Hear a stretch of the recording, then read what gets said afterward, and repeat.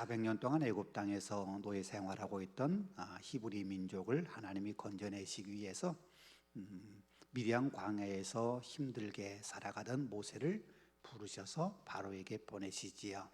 바로가 말을 듣지 않자 9가지 재앙을 계속해서 내리시면서 바로로 하여금 하나님이 하나님됨을 알게 하고 이스라엘이 참된 이스라엘의 구원자이심을 알게 하기 위해서 재앙을 계속 내림에도 바로는 마음이 완악하여 그 하나님의 명령을 듣지 않고 거부를 해요.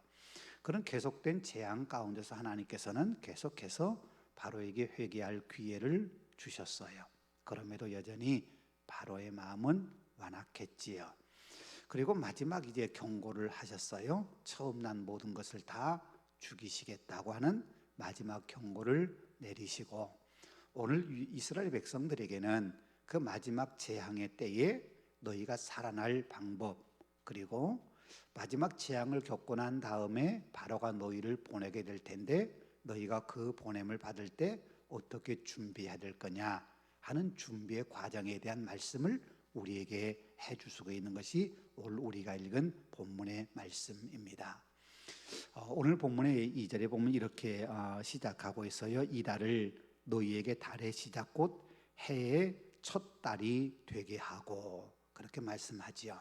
그러니까 6월절이 시작되는 6월절이 들어있는 그 달을 너희에게 달의 시작, 바꿔 말하면 첫 달이 되게 해라, 그렇게 말씀해요.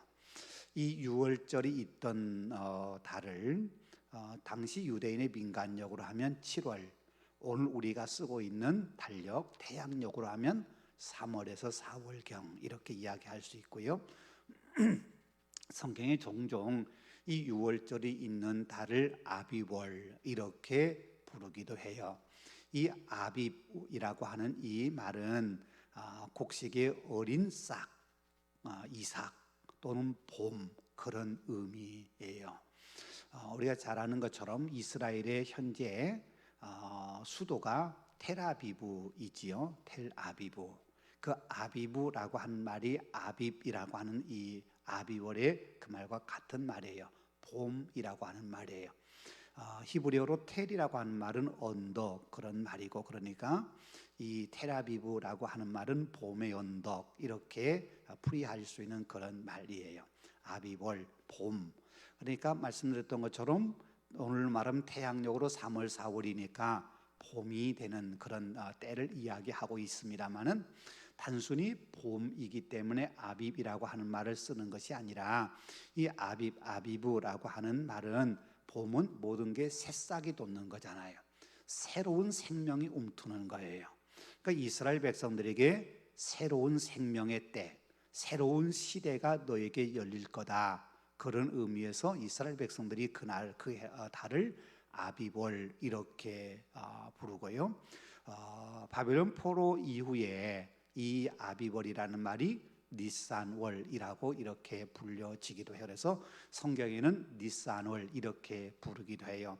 이 니산이라고 하는 말은 아카드어로 움직인다, 출발한다, 그런 말이니까 봄이라고 하는 새롭게 시작하는 그런 의미와 거의 비슷하게 니산이라고 하는 말도 아빕이라고 하는 말과 거의 같은 의미가 되는 거예요. 오늘 본문은 나와 있지 않습니다만 앞으로 계속해서 이스라엘 백성들은 매년 6월절을 지켜야 된다고 하나님이 명령하시고, 그 6월절을 그들이 매년 참 지켰으면 좋을 텐데 그렇지 못하고 하나님의 신앙을 잃어버렸을 때는 6월절을 지키는 걸 거부하고, 그럼에도 불구하고 6월절은 이스라엘 백성들에게 이스라엘이 이스라엘에게 만드는 아주 중요한 절기, 이스라엘 백성이 최고로 중요하게 여긴 절기라는 사실은 우리가 기억해야 된다는 거지요. 이 6월절이 앞 말씀한 것처럼 아비월, 새해 한 해의 첫 달이라고 부르는 이유는 이제 너희부터는 애굽에서의 모든 삶을 정리하고 새로운 삶을 시작할 거야. 새로운 곡식의 이삭이 피어나는 것처럼 너희들의 새로운 삶을 시작하게 되니까 이제부터 너희는 이제 새로운 민족, 새로운 삶이 시작되는 거야 라고 하는 걸 의미하는 의미의 그런 뜻에서 이 달을 새 첫 달 아비벌로 지켜라. 그렇게 하나님은 우리에게 이스라엘 백성들에게 말씀하고 있다는 거예요. 자, 오늘 본문의 말씀은 그 아비벌에 지켜질 유월절을 어떻게 첫 번째 유월절, 애굽 땅에 지켜지는 첫 번째 유월절을 어떻게 지킬 거냐 하는 것에 대한 말씀을 하고 있는데, 오늘 본문의 말씀 그렇게 이야기해요. 그달 10일에 어린 양을 준비해야 한다. 어린 양을 취하여, 이렇게 오늘 말씀하고 3절에도 그렇고요. 또 5절 마지막에도 양이나 염소 중에서 취하고 이렇게 말씀하고 있죠. 이 취한다고 하는 건 선택한다는 거예요. 지금 내가 가지고 있는 양, 염소 가운데 유월절 양으로 쓸 것을 선택해야 된다는 거예요. 준비를 하는 거예요. 그러니까 아무거나 유월절 양으로 드릴 수 있는 것이 아니라 흠없고 1년 된 수컷의 양이나 염소 중에서 선택을 해 가장 좋은 것으로 선택해서 그들이 준비해 놓아야 돼요. 그리고는 준비하면은 식구에 따라 준비해요. 예를 들어서 우리 가족이 식구가 많으면, 그래서 양 한 마리 가지고 먹을 것이 부족하다 그러면 2마리를 준비하는 거고, 식구가 적어서 한 마리를 다 먹지 못한다 그러면은 이웃과 함께 하는 거예요. 이웃과 함께 해서 한 마리를 마련하는데, 오늘 4절에 그렇게 말씀하지요. 그 어린 양에 대하여 식구가 너무 적으면 그 집의 이웃과 함께 사람 수를 따라서, 여기 이웃과 함께라고 하는 말은 우리 성경에는 번역되어 있지 않습니다만 원래 의미는 가장 가까운 이웃, 그렇게 말하고 있어요. 그러니까 이웃도 내가 선택할 수 있는 게 아니에요. 그냥 내 옆에 살고 있는 이웃, 그 말이에요. 좀 바꿔 이야기한다면 평소에 좀 관계가 좋지 않거나 껄끄러웠던 이웃이라 하더라도 유월절 양을 잡을 때에는 그 이웃과 우리가 한 공동체, 하나님의 형제인 한 공동체라고 하는 의미에서 내 가장 가까운 이웃과 함께 유월절 양을 잡아서 함께 나눠야 된다는 거예요. 그건 뭐냐면 이스라엘 백성들은 모두가 다 하나님이 부르신 부르심의 공동체, 하나님을 섬기는 하나님의 공동체라고 하는 걸 결코 잊어버려서는 안 된다. 네. 이 하나님의 백성이라고 하는 것은 내가 선택할 수 있는 것 아니에요. 양은 내가 선택할 수 있지요. 가장 좋은 곳으로 선택을 할 수 있어요.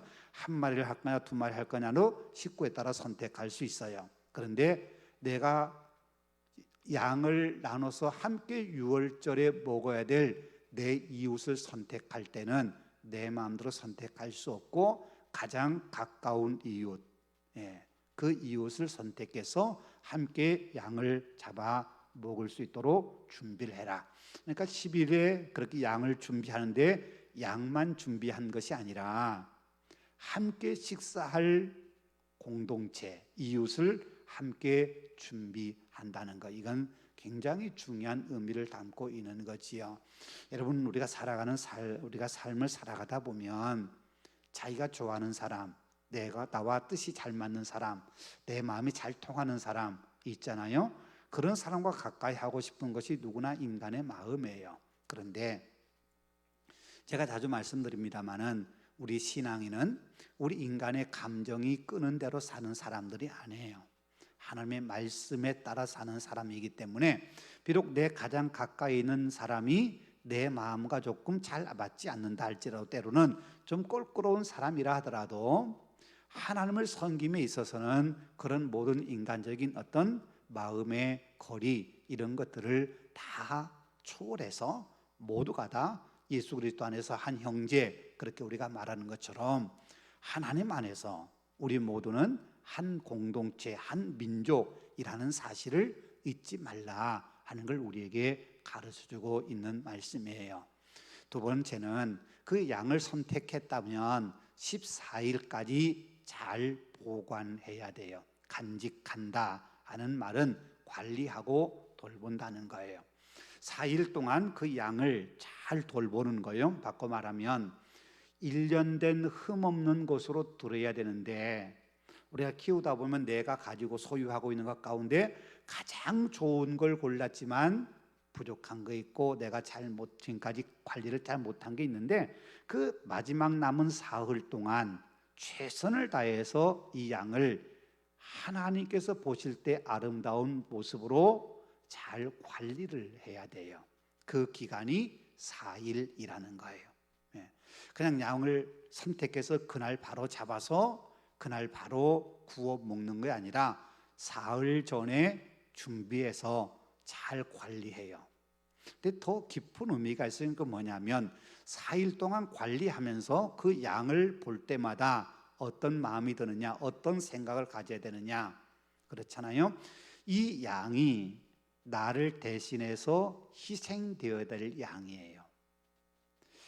내가 죽어야 될, 오늘 우리로 표현한다면 예수 그리스도가 나를 대신해 십자가에 죽으시고 나를 살려서 내가 하나님 백성 되는 것처럼, 오늘 우리로 말하면 예수님을 깊이 생각하는 것처럼 이 양을 볼 때마다 이 양이 내 목숨을 살리고 죽어야 될 건데, 그러면서 그 양을 볼 때마다 내가 죽어야 될 존재라는 거, 하나님, 그런데 하나님이 나를 살리시고자 이 양을 선택하셨구나 라고 생각하면서 하나님의 은혜를 깊이 그들은 깨닫고 느끼고 그것을 고백할 수 있는 시간, 그게 사흘의 시간이라고 하는 걸 여유를 두고 있는 것, 그 의미로 우리 그렇게 생각해 볼 수 있어요. 세 번째는 그렇게 4일 동안 잘 간직하고 관수하고 관리했다면 그 14일째 되는 저녁에 해 질 때 양을 잡으라 그렇게 말씀해요. 해질 때라고 하는 말이 뭘까? 이스라엘 백성들은 굉장히 이걸 중요하게 여기잖아요. 유월절 만찬을 굉장히 중요시 여겨요. 그래서 이 유월절에 해질 때라고 하는 말을 참 다양하게 어떻게 해석하는 게 가장 좋을까 굉장히 많이 이렇게 이야기를 나누는데, 일반적으로는 그 해질 때라고 하는 게 해가 넘어갈 기미가 보일 때, 그래서 그때가 한 오후 3시, 해 넘어갈 때, 해가 사라질 때, 그때가 6시, 이렇게 해서 3시, 6시 사이에 양을 잡기 시작해서 3시간 안에 양을 잡는 거, 이렇게 해석을 하기도 해요. 그러니까 아무튼 사흘째 되던 날 14일 날 해질 적에 양을 잡아요. 그런데 누가 양을 잡느냐, 굉장히 중요한 말이에요. 6절 말씀이에요. 이달 열 나흘에 간직하였다가 해질 때에 이스라엘 회중이 그 양을 잡고, 여기 이스라엘 회중이 양을 잡는다고 하는 것은 이스라엘 백성이 전부가 모여서 양을 잡는다, 그런 의미가 아니에요. 말씀드린 것처럼 양을 잡는 것은 각 가정에서 잡아요. 각 가정에서 가장이 중심이 되어서 양을 잡아요. 이 시대에는 아론의 후손의 제사장 이런 제도가 없었기 때문에 첫 번째 유월절 때에도 가장이 중심이 돼서 양을 잡는데, 여기에 이스라엘의 회중이라고 하는 이 말은 그런 말이 이스라엘의 회중의 모든 모인 사람들, 이게 정확한 의미예요. 이 말은 무슨 말이냐면, 하나님께서 이스라엘 백성에게 너희가 양을 잡아라, 유월절 양을 10일 날 잘 선택해 관리하고 있다가 14일 날 해칠 때 그 양을 잡으라, 그렇게 말씀하셨을 때 그 말씀에 순종하여 양을 선택하고 4일 동안 잘 관리하고 간직하고 있던 사람들이 양을 잡는다. 바꿔 이야기하면 이 말은 무슨 의미냐면, 혈통적으로 이스라엘 백성이라고, 이스라엘의 피가 흘러 태어난 사람이라고 다 하나님의 백성이 되는 것이 아니라, 하나님께서 양을 선택하고 관리하고 그래서 잡으라고 말씀할 때 그 말씀에 순종하여 유월절 양을 잡는 사람, 그 사람이 하나님의 백성이다, 그런 의미예요. 이스라엘 회중이라고 하는 이 말은 하나님을 섬기는 공동체, 그런 의미와도 같아요. 그러니까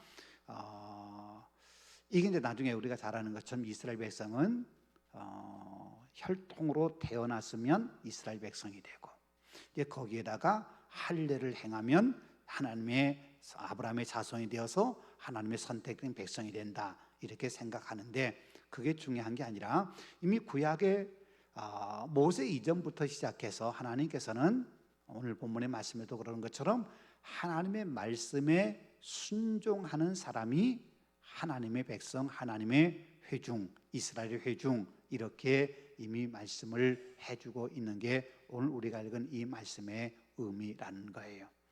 그래서 하나님의 말씀에 순종해서 하나님 말씀하신 대로 유월절에 양을 잡는 사람들, 그 사람들이 하나님의 백성이 되고, 그렇게 순종할 때 유월절의 의미가 참된 의미가 될 수 있다고 하는 걸 말하고 있는 거예요. 그리고는 유월절 양을 잡으면 그 피를 집 좌우 문설주와 임방에 바르라, 그렇게 말씀하고 있지요. 여러분 밑에 그림에 보면은 이 파란색으로 된 문이 있는데, 이 문을 활짝 열었을 때 그 문을 지탱해 주고 있는 양쪽의 기둥이 설주, 그 다음에 그 문 위에 달려 있는 것이 임방, 이렇게 알려진 거죠. 그러니까 문 테두리에서 이렇게 그 위에와 옆에를 다 피로 바르라, 이렇게 말씀하고 있는 거예요.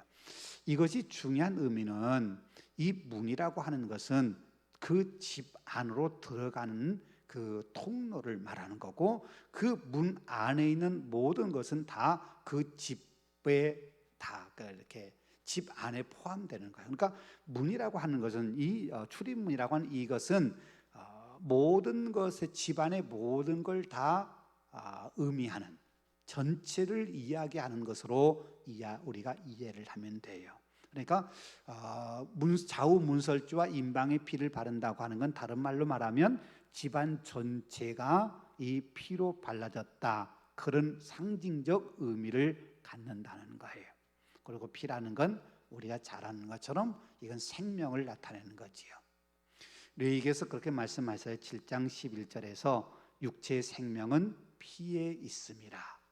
피를 굉장히 중요하게 여기는 거예요. 그리고 생명을 구하는 것은 생명을 의미하는 피를 통해서 가능하다. 그래서 제사, 속죄 제사를 드릴 때는 짐승에 잡아서 짐승의 피를 통해서 속죄를 받는 그런 의미지요. 그게 이제 신약에 우리가 넘어오면 예수님을 유월절 어린 양, 세상 죄를 지고 하는 하나님의 어린 양, 이렇게 해석을 하는 거죠. 세례 요한이 예수님의 나타나심을 보고는 제자들이 그런 말씀하죠. 보라, 세상 죄를 지고 가는 하나님의 어린 양이로다. 네, 하나님의 어린 양. 그래서 예수님이 우리의 죄를 용서하시기 위해서 당신의 피를 흘리신 거지요. 우리가 성만찬을 통해서 포도주를 나누는 것은 예수님의 피, 예수님의 살, 우리를 위해서 당신의 모든 걸, 생명을 내어주신 우리 주님의 생명과 내 생명이 막 바꿔져서 내가 구원받고 영원한 생명을 얻었다는 것에 그 감격의 의미로 우리가 성만찬을 행하는 거잖아요. 그러니까 피는 곧 생명을 의미하는 거다. 이 첫 번째 유월절도 그랬어요. 첫 번째 유월절에서도 좌우 문설주와 임방의 피를 바르면 하나님께서 그 피를 볼 때 내가 너희를 넘어가겠다. 그래서 그 말이 유월절, 유월절이라, 유월이란 말은 넘어간다, 그런 말이에요. 패스오버, 넘어간다. 그러니까 피를 보면 그 집에는 재앙을 내리지 않고 넘어간다. 그래서 그날을 유월절이라고 이야기해요. 13절 말씀이 그렇게 되어 있잖아요. 내가 피를 볼 때 너희를 넘어가리니 재앙이 너희에게 내려 멸하지 아니하리라. 애굽의 온 전역에 재앙이 내려서 장자가 다 죽는 이 비극을 경험하게 될 때, 어린 양을 잡아서 그 피를 좌우 문설주와 임방에 바른 하나님의 말씀에 순종했던 사람들의 그 집 안에 있는 사람들에게는 어떤 징벌도 어떤 재앙도 내리지 않고 넘어가게 된다. 그 의미가 피를 바르는 의미다 하는 걸 우리는 기억하고 잘 알고 있습니다. 자, 유월절 준비하는 거예요. 그러면 그 양을 어떻게 할 거냐? 14일 밤에 그 고기 양 또는 염소의 일련된 그 고기를 구워서 불에 구워서 무교병과 쓴 나물과 아울러 먹으라, 그렇게 말씀을 하셔요. 날 것으로 먹지 말라. 9절이죠. 날 것으로나 물에 삶아서 먹지 말고 머리와 다리와 내장을 다 불에 구워 먹고, 7절, 8절에서도 그 밤에 그 고기를 불에 구워 무교병과 쓴나물과 아울러 먹되, 자, 불에 구워라 라는 말이 계속 반복되어 나타나고 있어요. 왜 굳이 불에 구우라고 하셨을까? 물론 뭐 다른 여러 가지 의미도 있어요. 삶아 먹으려 하다 보면 시간이 많이 걸리니까 지금 시간이 촉박한데 삶아 먹을 시간적 여유가 없어, 이런 의미일 수도 있고요. 또 하나는 날것으로 먹는다고 하는 것은 고대 이방 종교에서 날고기를 먹는 습관들이 굉장히 일반화되어 있었다고 그래요. 그러니까 이 유월절이라고 하는 게 굉장히 중요한 종교적 의미를 담는 절기인데, 이방의 종교에서 행하고 있는 그런 어떤 의식이라든지 그런 어떤 절기의 그런 의미와 다르게, 그건 하나님의 백성들이 지켜야 될 독특한 습관, 독특한 예식, 그런 의미에서 날 것으로 하지 말아라, 그렇게 말씀하고 있고, 또 고기를 삶아 먹는다고 하는 것은 말씀한 것처럼 시간이 많이 걸리기도 하지만 이스라엘 백성들이 400년 동안 노예로 살았던 그 애굽 땅에 많은 그 일반적으로 고기를 먹는 방법은 삶아 먹는 것이었다는 거예요. 16장 3절에 출애굽기 16장 3절에 보면 우리가 애굽 땅에서 고기 가막 곁에 앉아 있던 때와 이렇게 회상을 해요. 그러니까 그들이 광야 생활을 시작하면서 먹을 것이 너무 없어서 하나님 앞에 불평할 때 하나님이 그들에게 만나와 메추라기를 주시는데, 그 만나 메추를 주시기 전에 그들이 하나님 앞에 불평할 때 했던 말이에요. 우리가 애굽 땅에 있을 때 애굽 땅에서 고기 가마 곁에 앉아 있었다.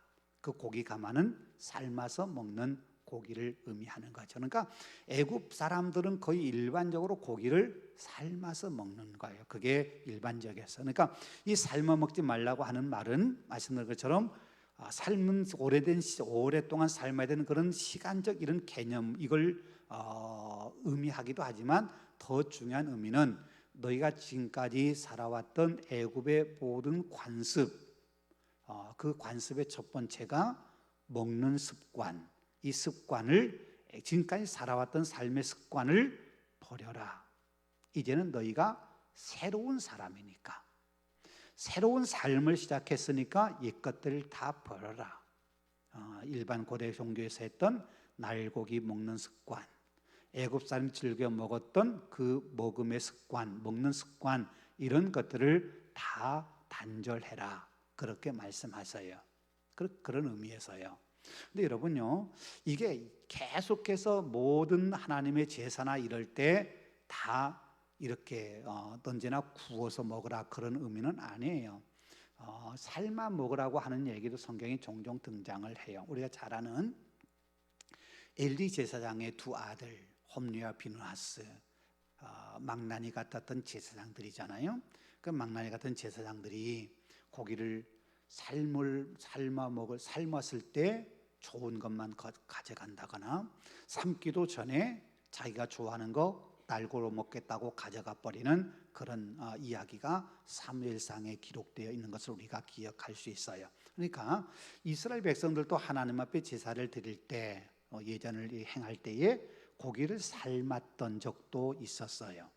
그 성경에 보면 자주 고기를 삶았다고 하는 표현이 나와요. 그러니까 이 고기를 삶지 말아라 하는 이 하나님의 요구는 이후에 계속된 요구가 아니라 지금 첫 번째 유월절인 바로 이때 그들에게 꼭 필요한, 말씀한 것처럼 그 다음에도 나오는 것처럼 급히 나와야 되니까, 급하게 준비해야 되니까, 그리고 지금까지 살아왔던 400년도 살면서 몸에 익숙하게 배어있던 애굽의 습관들, 이런 습관들을 빨리 벗어나야 된다. 그런 의미에서 삶지 말아라. 그렇게 말씀한 것으로 우리가 이해를 할 수 있다는 거예요. 이 고기를 구워 먹을 때 무교병과 쓴나물과 아울러 먹으라 그렇게 말씀해요. 무교병이라고 하는 말 우리가 잘 아는 것처럼 누룩이 들어가지 않는, 이스트가 들어가지 않고 발효되지 않는 그런 떡을 말하고 있는 거지요. 뭐 우리 옛날 말로 뭐 개떡 같은 뭐 그런 이야기로 우리가 이야기할 수 있는 건데, 그렇게 발효시킬 시간조차 없다 이렇게 이야기할 만큼 굉장히 급하게 만들어 먹어라 그런 의미이기도 하고, 또 이걸 조금 우리가 다르게 생각해 본다면 성경의 누룩이라고 하는 것은 죄를 상징하는 거기 때문에 너희가 애굽에서 나올 때 모든 죄된 것은 다 버리고 나와라 그런 의미를 담고 있는 걸로 이해할 수도 있어요. 쓴나물이라고 하는 것은 애굽에서의 모든 고생, 정말 힘들게 했던 거 마지막 기억하고 떨쳐버리고 나와라 그런 의미다 이렇게 우리가 해석해 볼 수 있고, 이런 것들은 여러 가지 우리가 해석하고 생각해 볼 수 있는 거예요. 근데 중요한 건요, 중요한 건 이 유월절은 이 출애굽할 때 이때만 지키는 것이 아니라 계속해서 매년 지키라고 하나님이 명령을 하셔요. 그 출애굽을 기억하고, 그리고 또 이후에 장막절, 초막절을 지킬 때에도 그들이 이 출애굽한 이후에 광야 생활하는 것을 그들이 추억하면서 지키긴 합니다만, 이게 유월절과 초막절 연결되어서 함께 지키는데, 이 절기를 지킬 때마다 무교병과 쓴나물을 먹어라 이렇게 말씀을 하시는 거예요. 그러니까 이렇게 먹으면서 우리 조상들이 애굽에서 탈출할 때 어떤 마음이었을까, 어떤 기분이고 어떤 상황이었을까를 그들이 느껴보는 거예요. 여러분요, 그런데 이런 어떤 반복된 이런 예식들, 이게 굉장히 중요한 의미를 담고 있어요. 나중에 다시 한번 보겠습니다. 자, 먹는 방법은 허리에 띠를 띠고 발에 신을 신고 손에 지팡이를 잡고 급히 먹어라 말씀한 것처럼 빨리 나와야 되는데, 그건 뭐냐면 바로가 10번째 재앙을 경험하고 나서 너무 큰 충격에 의해서 이스라엘 백성을 가라고 허락하는 순간 지체하지 않고 빨리 나와야 된다는 거예요.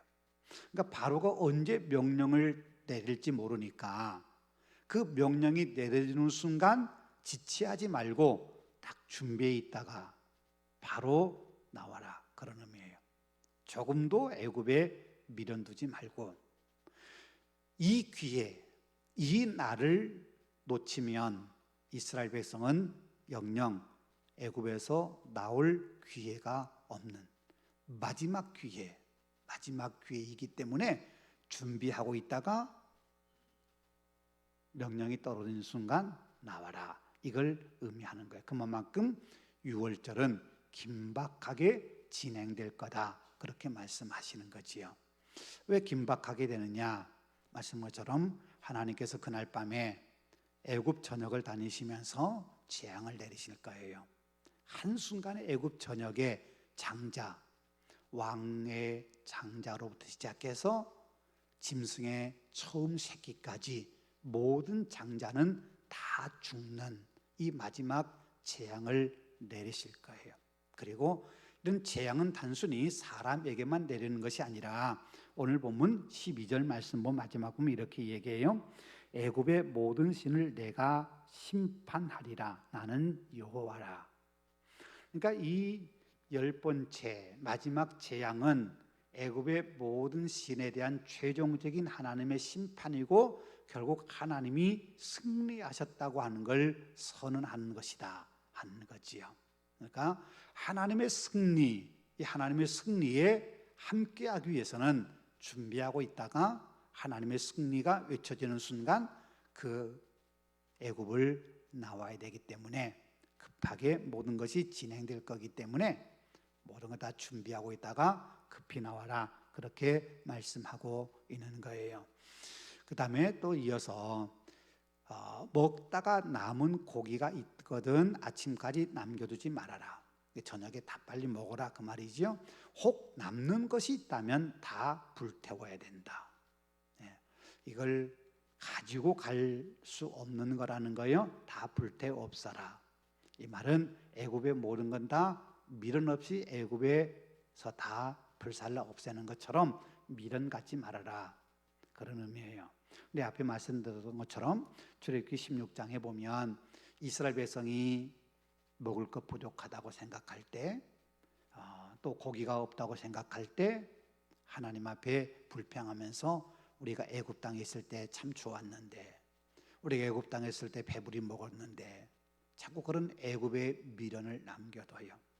또 시내산 아래서 이스라엘 백성들이 하나님께 언약 백성으로 서로가 언약을 하고, 모세가 하나님께 올라가서 시내산 올라가서 하나님께 율법을 받고 있을 때 출애굽기 32장에 이스라엘 백성들이 시내산 아래서 금송아지 만들었잖아요. 금송아지 만든 이유가 뭐예요? 애굽으로 돌아가자는 거예요. 우리를 애굽으로 다시 돌아갈 신을 우리에게 만들라, 그러면서 애굽으로 돌아가려고 하는 거예요. 하나님은 끊임없이 첫 번째 유월절 때 애굽과의 모든 관계를 끊어야 된다, 그걸 계속해서 암시하시고 말씀하셨는데 이스라엘 백성들은 그걸 끊지 못해요. 계속 끊지 못해요. 어쩌면 여러분 이게 오늘 우리가 살아가는 삶의 모습과 닮지 않았나, 그런 생각해봐요. 여러분 세례를 받는다고 하는 것은 옛사람이 죽는 거잖아요. 우리 옛사람이 죽고 그리스도 안에서 새로운 사람으로 다시 살아가는 거잖아요. 옛사람이 죽었다면 옛사람의 습관이나 옛사람의 성품이나 옛사람의 태도나 옛사람의 어떤 감정이나 이런 것이 다 죽어야 되는데, 세례받고 새 사람이 되었다고 하면서도 여전히 우리 옛사람의 지배를 받아요. 옛날의 사고방식, 옛날의 습관들, 옛날의 마음에 품었던 것들, 이런 것들이 여전히 우리 안에 살아있는 모습을 보게 되는데, 그게 이스라엘 백성이나 우리나 별반 다를 게 없다는 거예요.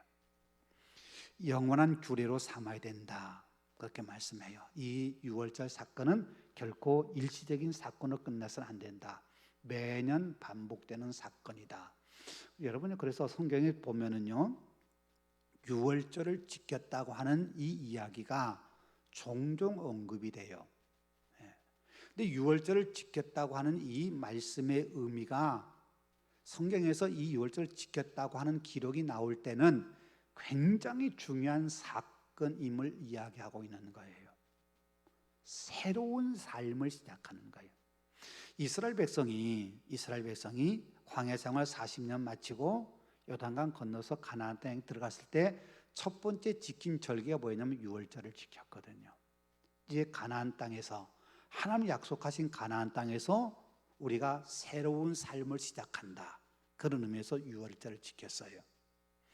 이스라엘 백성들이 오랫동안 하나님을 잊어버리다가 요시야 왕 때에 유월절을 다시 지켰어요. 그게 성경에 기록돼요. 요시야 왕 때 유월절을 다시 지켰다고 이야기하고 있는 이유는 뭐냐면, 요시야 왕 때 다시금 새롭게 이스라엘 백성들이 신앙을 다짐했다.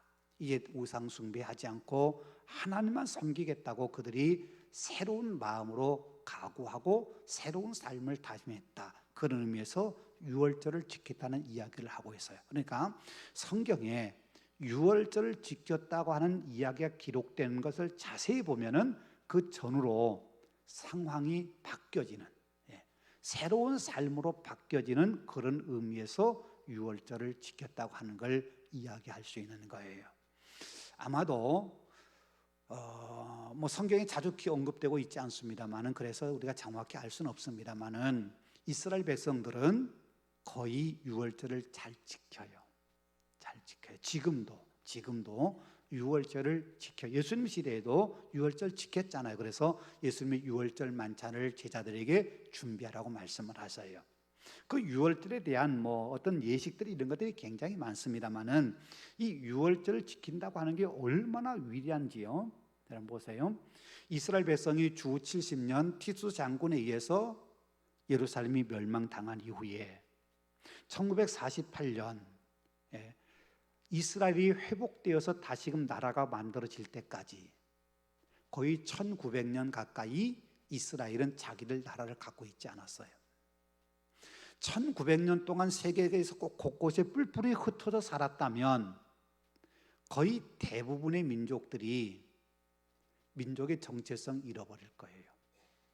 왜냐하면 우리가 다 아는 것처럼 함께 살다 보면 이방인과 이스라엘 같은 민족이 아닌 다른 민족과 결혼하기도 하고, 그런데요, 이스라엘 백성은 다른 민족과 결혼했어도 내 어머니나 아버지 한쪽만 이스라엘 백성이라 하더라도 나는 이스라엘 백성이라고 생각해요. 심지어는 할아버지 할머니 가운데 한 분만 유대인이라 그러면 자신도 유대인이라고 생각을 해요. 그렇게 철저하게 유대인의 자기 정체성을 간직했던 가장 중요한 이유가 뭐냐면 유월절 때문이에요. 그들은 유월절 이 만찬을 굉장히 중요시 여겨요. 그래서 어떤 분들은 아주 이 유대교 신앙에 아주 열심인 사람은 안식일 식사, 안식일 식탁을 나누는 이 식사, 이것도 굉장히 중요하게 여겨서요, 외국에 나가도 안식일 식사를 가족과 함께하게 해서 귀국 갔다가 다시 나가는 이런 일이 있을 만큼 안식일 식사를 중요시 여기는데, 그것보다 훨씬 더 중요시 여기는 건 뭐냐면 유월절 식사예요. 유월절이 지키는 거예요.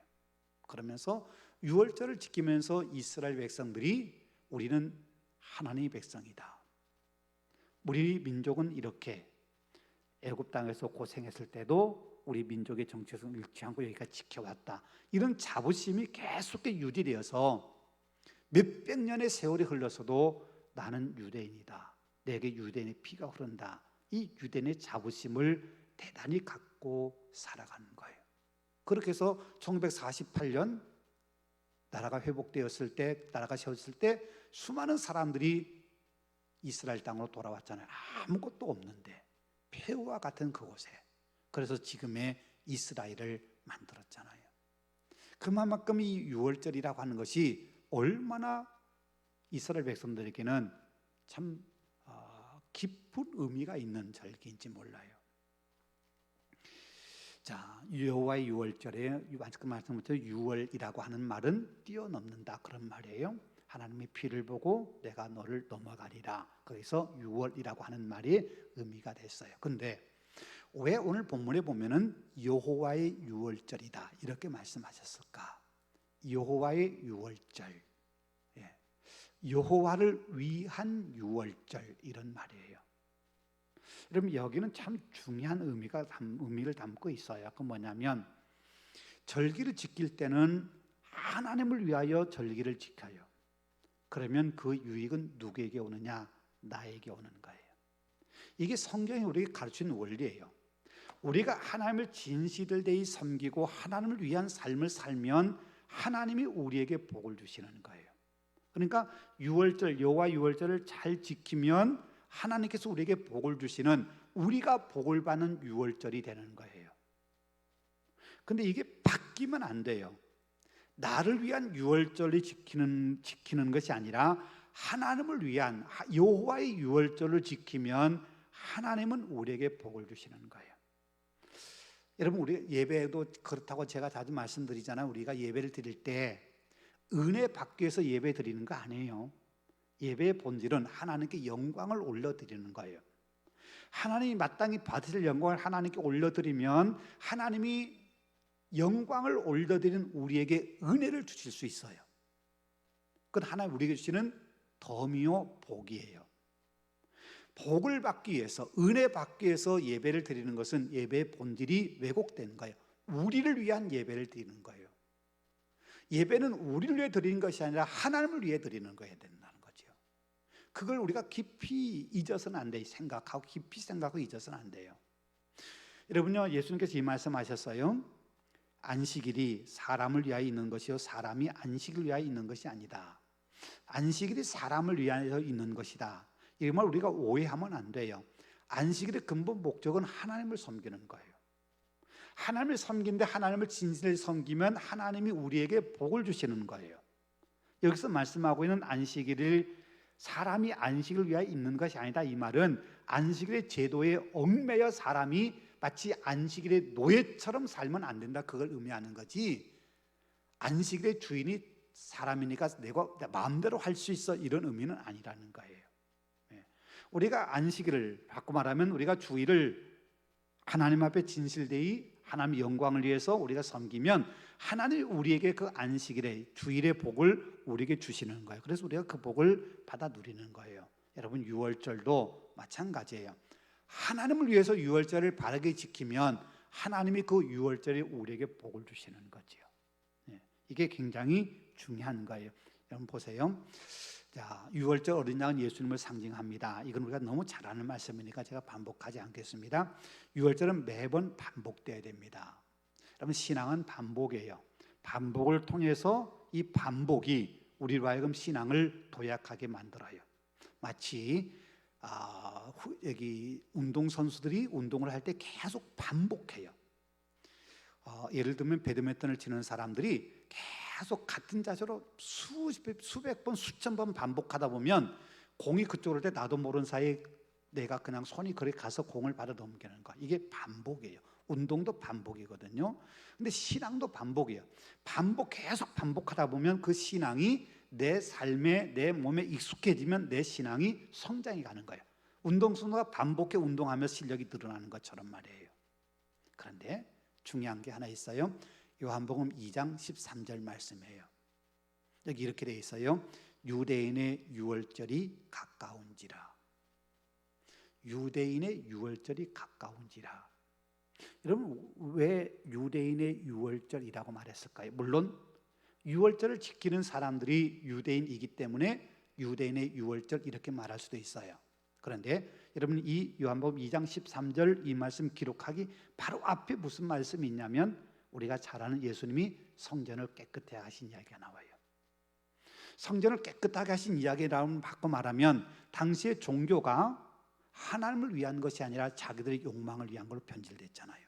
그래서 양을 성전에서 하나님께 드릴 양을 값비싸게 팔아가지고 이득을 챙긴다거나, 바리새인, 사두개인, 제사장 이런 사람들이 결탁이 돼가지고 폭리를 취하고 백성들을 자기의 마음대로 종교적 이름으로 그렇게 악용해서 자기들 배를 불리는 이런 상황이 당시 상황이었어요.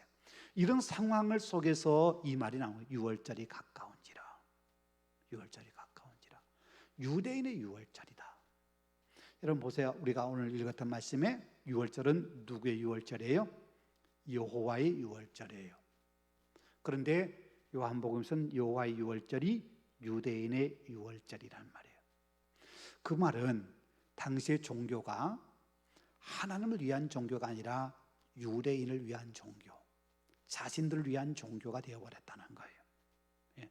여기서도 과정에 수없지 많은 이야기를 할 수 있겠습니다만은 하나님이 주인 되지 않고 사람이 주인 되는, 유대인이 주인 되는, 하나님이 아니라 이런 종교로 변질되어 가버리는 거. 여러분, 이건 오늘 우리에게도 중요하게 적용되어야 될 말씀. 우리가 신앙생활하고 있는 것이 처음에 신앙은 누구나 나를 위해서 출발해요. 그렇지요? 내가 신앙생활하면 마음이 좀 편할 수 있을까? 내가 신앙생활하면 병이 좀 나을 수 있을까? 내가 신앙생활하면 두려움이 좀 사라질까? 이런 마음, 내가 좀 더 행복해질까? 이런 마음의 신앙생활을 해요. 그런데 여러분, 신앙은 나를 위한 신앙이 결코 아니에요. 진정한 신앙의 성숙은 뭐냐면 중심이 나에게서 하나님께로 옮겨져 가는 거예요. 나를 위해서 기도하는 게 아니라 주님을 위해서 기도하는 게 성숙한 기도잖아요. 그래서 무엇을 먹을까, 무엇을 마실까, 무엇을 입을까 걱정하지 말아라. 너희는 먼저 그의 나라와 그의 의를 구하라. 신앙의 기도의 내용이 바뀌잖아요. 나를 위해서가 아니라 하나님을 위한 거로. 말씀드린 예배도 나를 위한 예배가 아니라 하나님을 위한 예배를 드리면 하나님이 나에게 복을 주시는 거예요. 내가 하나님의 나라와 의를 위해서 기도하면 내게 필요한 건 하나님이 주시는 거예요. 유월절을 지키는 것도 하나님을 위해서 유월절을 지키면 하나님이 나에게 유월절의 복을 내게 주시는 거예요. 우리의 신앙이 주인이 누구냐 이게 바뀌어버린 상황이 우리에게 너무 많다는 거예요. 그래서 이 신앙을 바로잡는 게 우리에게 굉장히 중요해요. 그런 의미에서 여호와의 유월절이라고 하는 말은 정말 중요한 의미를 담고 있어요. 우리의 신앙이, 내 지금 신앙의 삶의 모습이 하나님을 위한 거냐, 아니면 나에게 초점 맞춰져 있느냐, 나 중심적이냐. 나 중심적이라고 한다는 걸 바꿔 말한다면 세상 사람과 다를 바 없는, 신앙의 이름만 갖다 붙였을 뿐이지 세상 사람과 다를 바 없는 모습으로 살아가고 있는 모습이라는 거예요. 여러분, 우리가 그걸 깨트려야 돼요. 나의 유월절이 아니라, 유대인의 유월절이 아니라 여호와의 유월절로, 여호와를 위한 유월절로, 우리의 신앙이 내가 행복하고 내가 건강하고 내가 편안하고 내가 두려움 없이 내가 원하는 것 다 얻고 그런 나 중심의 나를 위한 나의 신앙이 아니라 나를 통해서 하나님의 영광을 받으시고 나를 통해서 하나님의 뜻이 이루어지고 나를 통해 주님의 이름이 거룩해지고, 우리가 주기도문 하는 것처럼 말이에요. 그렇게 나를 통해서 하나님의 영광 받으시는 여호와의 유월절로 우리의 삶을 살아가야 된다는 거지요. 우리 그런 삶, 우리가 기도하며 그렇게 살아가십시다. 우리 힘으로 안 되지만 기도하며 하나님의 도우심을 구하면서 나를 위한 신앙이 아니라 하나님을 위한 신앙으로 우리가 성숙해져가는 아름다운 신앙의 모습으로 살아가시는 우리 모두 되기를 소망합니다.